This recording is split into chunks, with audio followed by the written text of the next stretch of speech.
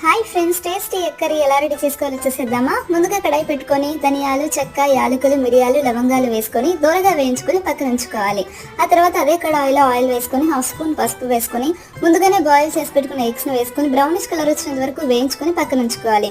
ఆ తర్వాత అదే ఆయిల్లో సన్నగా తరిగి పెట్టుకున్న ఉల్లిపాయ ముక్కలు, పచ్చిమిర్చి, కరివేపాకు కూడా వేసుకొని వేయించుకోవాలి. ఆ తర్వాత సన్నగా తరిగి పెట్టుకున్న టమోటా ముక్కలను కూడా వేసుకొని 1 స్పూన్ పసుపు, 1 స్పూన్ ఉప్పు వేసుకొని బాగా ఉడికించుకోవాలి. ఆ తర్వాత 2 స్పూన్స్ కారం కూడా వేసుకొని చిక్కబడేంత వరకు బాగా దగ్గరగా ఉడికించుకోవాలండి. తర్వాత 1 గ్లాస్ వాటర్ కూడా పోసుకొని బాగా ఉడికించుకోవాలి. ముందుగానే వేయించుకున్న దినుసుల్లో సన్నగా తరిగి పెట్టుకున్న కొబ్బరి ముక్కలను కూడా యాడ్ చేసుకొని గ్రైండ్ చేసుకొని 2 స్పూన్స్ మసాలా కూడా వేసుకొని దగ్గర పడినివ్వాలి.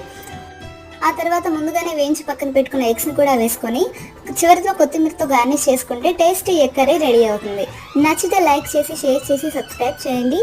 Do follow for more videos. Thank you.